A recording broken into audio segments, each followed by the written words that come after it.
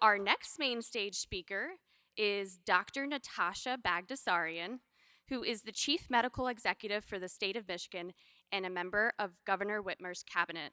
She is board certified by the American Board of Internal Medicine in internal medicine and infectious diseases.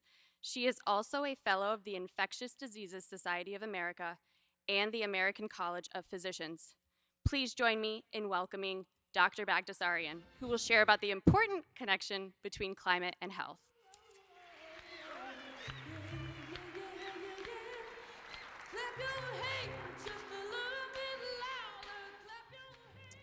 Good morning. I am so excited to be here with this group of problem solvers. And in fact, I'm so excited that I'm going to do this. Is everyone ready for a selfie? Say cheese. Okay. On that note, I want to talk to you today. Here's my clicker. I want to talk to you today about the interactions between climate change and health. And there are a lot of things I could talk about today. I could really get into the weeds and tell you about 20 different impacts on health that climate change is having right now in Michigan. But I'm going to start with actually just a few stories. You all know the data. You all know that climate change is already here. It's already happening, that we are seeing rising temperatures here in Michigan. We are seeing changes in precipitation, and we are already seeing some of the impacts. Things like emergency department visits for heat. We're also seeing emergency department visits for asthma increasing because of air quality changes. So all of those things are happening. But what I am really interested in, and what you could probably tell from the introduction, is I really care about infectious diseases. And there is a huge interaction between infectious diseases and the environment. And again, I want to just tell you a couple of little stories to highlight some of these impacts that we don't often talk about. As we're talking about climate change, not only are there the direct impacts on infectious diseases, things like vectors changing, mosquito life behavior changing, there's also more rapid global travel. We're seeing more human and animal interaction, more extreme weather events, and also more deforestation and agricultural development. And I spoke to this group a couple of years ago, at which point I told you about a harrowing real-life story. Were some of you here with me a couple years ago when I talked about, yes, I'm seeing some nodding. So I wanted to give you an update on that story. So for those of you who were not here with me 2 years ago, this was a Sunday in March at 6 a.m. Where I was violently awoken by my 8-year-old child saying there's a tick on me. And it was in fact a tick, and it was the type of tick that carries Lyme disease sometimes. And I showed you all a graph of how we're doing with Lyme disease in the state of Michigan and how those numbers are increasing. And I wanted to give you an update today that those numbers have indeed continued to increase. And if you take a look at that line for 2025, it is almost a straight line up. So we're seeing some of these changes right now. I'd also showed a map a couple of years ago about Lyme disease, and I mentioned that when I started my infectious disease training, I would say there is no Lyme disease in Michigan. There is no Lyme disease. And if you look at the 2026 map of Lyme disease in Michigan, we can say that you are at risk for Lyme disease pretty much in every county in our state. So again, we're already seeing the changes and the impacts to human health. Now, today, what I want to talk about is a fungal disease. And we are already aware of some fungal diseases that are changing because of climate disease. There are some places where climate conditions are just more favorable for these fungi to spread, and some of these extreme weather events are helping them as well. Now, if you all remember the show, The Last of Us, the theory behind it was that fungi could eventually adapt and become better suited to grow and develop at human body temperatures. And that is theoretical, but we are already seeing problems because of climate change in the fungal world. So this is the story that I wanted to share with you today. In February of 2023, we heard in the public health landscape about 3 cases of atypical pneumonia. And just for your awareness, when you are talking to infectious disease nerds like me, atypical pneumonia essentially just means a case of pneumonia where we're not sure what's causing it. We often put these patients on antibiotics and they don't get better. And usually after multiple rounds of antibiotics and people aren't getting better, we say, well, this is atypical pneumonia. And we start looking for other things. So if you run into an infectious disease doctor and you really want to impress them, throw around that term, atypical pneumonia. Now, these cases were up in the UP in a place called Escanaba, and we finally ended up with a pretty massive outbreak.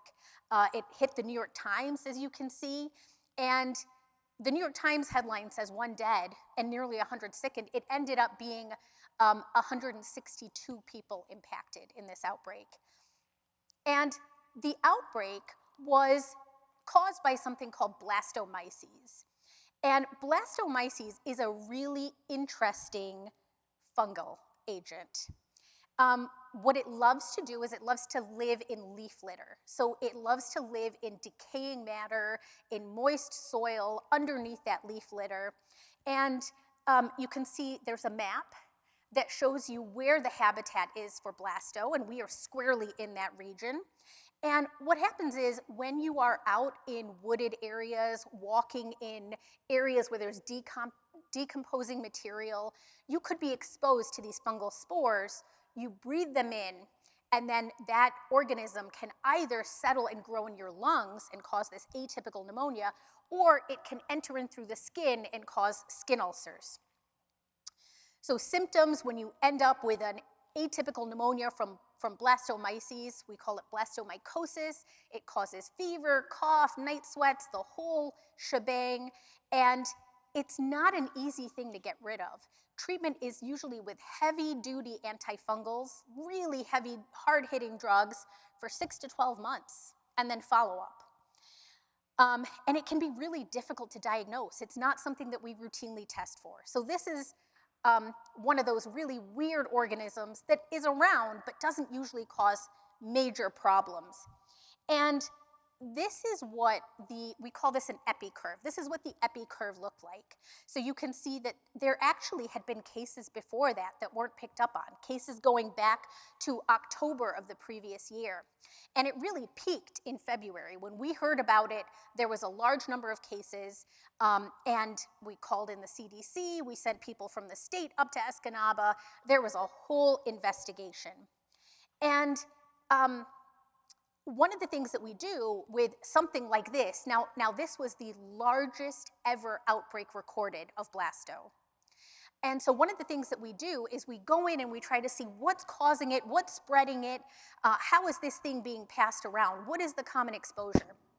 And so we had folks go in and examine this paper mill. So we've got a picture of the paper mill. It was right on the banks of a river. And of course, they're bringing in these big logs, bringing in lots of wooded material. And when we looked at where people worked who had blasto, there was a hot spot right in the center of that factory, right on one of the machine lines. Again, we sent in folks from all kinds of agencies, NIOSH, CDC. Folks were testing and sampling all of the air ducts because the theory was that this was some contaminated matter, some contaminated wood that got in and got pulverized and then somehow spread through the air ducts. Now, they tested every single air duct. There was a lot of contamination. They found a lot of dirt in those air ducts, but they did not find blasto because it's incredibly hard to culture. But clearly, something had allowed this blastomycosis to spread within this facility, and we think it was most likely through those air ducts, even though we never picked up on anything. And this is a look at what blastomycosis cases in Michigan look like. You can see that 2023 was just a huge outlier. It was something that had never happened before, has not happened in other states, has not happened since, but it's something that makes me alert for what could happen in the future. This is the future. This is where we are heading, because we know that organisms like blastomycosis or blastomyces, they like dry summers. So they form spores out in the environment, and they love dry summers with wind that helps those spores to spread. They love periods of heavy rainfall or flooding. That's when they're able to actually change forms and really start growing. And then they love increased temperatures. So all of the conditions that we're seeing here in Michigan with climate change, with increased severe weather events, are really providing a perfect environment for these organisms. Now, I don't have data for blastomycosis in animals here in Michigan, but Minnesota is a state that also gets a lot of cases, and you can see that the number of cases in animals is going up as well. And in fact, a lot of times when we are dealing with blastomycosis as infectious disease physicians, it first shows up in the pets. So if you can imagine, you're spending time out in wooded areas, you're hiking, you're spending time in nature, you might have your dog with you, and your dog is sniffing around in that leaf litter. So if anyone is going to inhale those spores, it's going to be your dog first.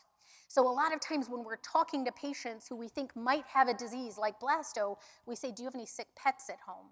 So this is a disease that is impacting humans and animals. And so that's why I really want to advocate today something called a One Health approach to health. And again, you all are a group of problem solvers. You are people who care about the environment. And One Health is a way of looking at human health, animal health, and environmental health together, because these things are all inextricably linked. As we see changes to environments, as we see changes to animal health, those are going to impact humans. And we need funding and collaboration to really look at diseases this way. And I want to talk to you about this issue because climate change is real. It's here, and it's only getting worse. And so I wanted to leave you all, again, this group of amazing problem solvers, with just a couple of resources. Actions you can take today are to learn more about things like this One Health movement, to advocate for public health, and to communicate about issues like the one I shared with you today.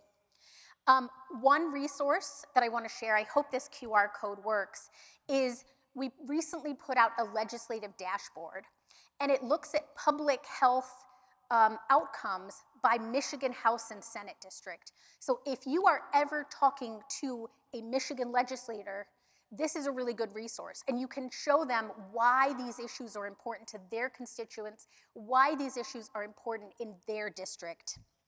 And if you're looking for more information, we do have a website called My Tracking, where you can look at diseases like blasto and how we're doing in our state.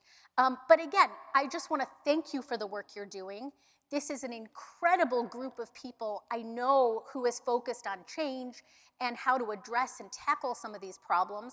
I want to say a big thank you to Eagle for inviting me here today and for putting this amazing conference together. And I want to thank you for taking whatever steps you can in your communities. That's all I have for you today. Thank you so much.